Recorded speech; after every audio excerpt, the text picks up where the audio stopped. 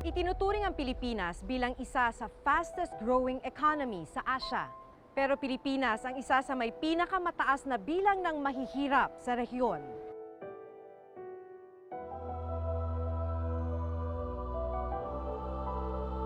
Nasa 23 milyong Pilipino ang nananatiling mahirap. Kabilang narito ang pamilya ni Junjun, 12 taong gulang.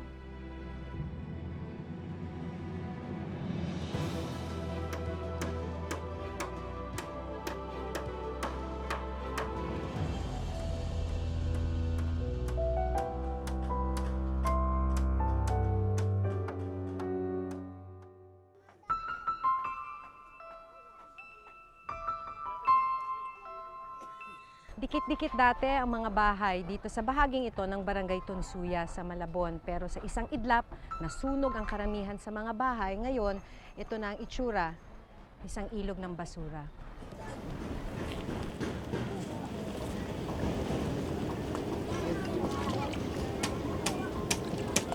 Sa marumi at masukal na ilog namin inabutang sumisisid ang batang si Junjun Makalinaw. Kasama ang kanyang pamilya sa mahigit 1,000 pamilyang nawalan ng tirahan matapos ang sunog. Nangangalakal siya sa ilog ng kahit anong pwedeng maibenta.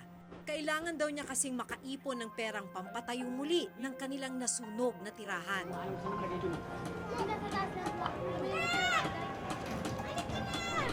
Walang anumang proteksyon sa katawan si Junjun. Hali mo. Sa dumi ng tubig, halos wala nang makita sa ilalim nito. Nag-iipon lamang siya ng hangin sa bibig. Pinipigilan ang kanyang paghinga para hindi siya makainom ng maruming tubig. Lakas ng baga at tibay ng dibdib ang puhunan niya sa gawain ito. Hindi sinwerte si Junjun ngayong hapon. Plastic lang ang kanyang nakuha mula sa burak ng basura.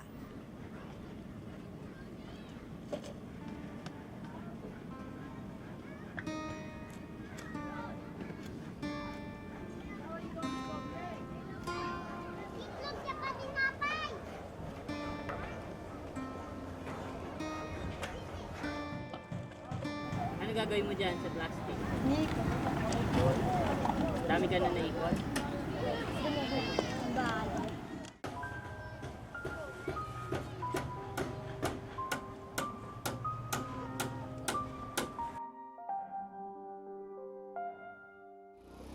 Kinabukasan, binalikan namin ang pamilya ni Junjun. Ngayong umaga, instant noodles na ibinigay sa kanila ang pinagsaluhan ng mag-anak. Sige, Bob, ganyan ka lang.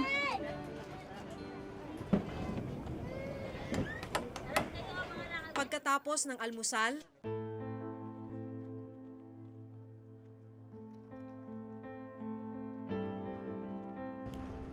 naghanda na si Junjun upang muling lumusong sa animoy dagat ng basura.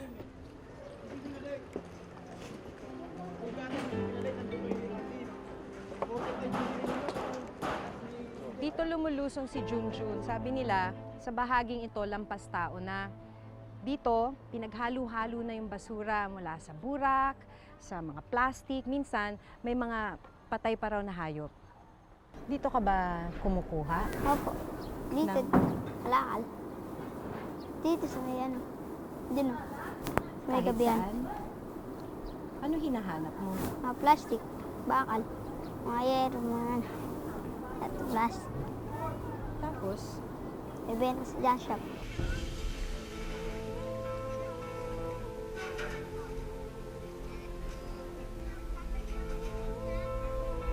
napansin kong walang sapin sa paa si Junjun.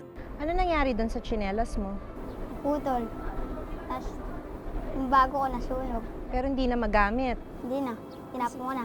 Tinapon mo na. Hmm. So paano ngayon? Hindi naglalakad ka ng Napa ah. Sanay naman ako eh. masakit?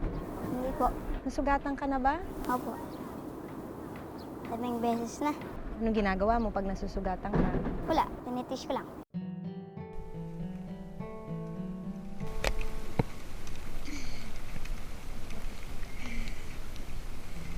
Dahan-dahang kumilos ang bata sa maitim at maruming tubig. Hinahawi ang mga basurang nasa kanyang harapan para malaya siyang makakilos. At saka naman kakapain ang ilalim ng burak.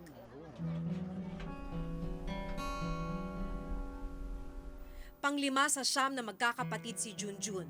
Kasalukuyang walang permanenteng trabaho ang kanyang mga magulang. Kaya kailangan daw niyang magbanat ng buto upang makatulong sa pamilya. Hindi ko lubos maisip kung paano natitiis ni Junjun ang amoy at dumi tuwing sisisid sa ilalim ng burak.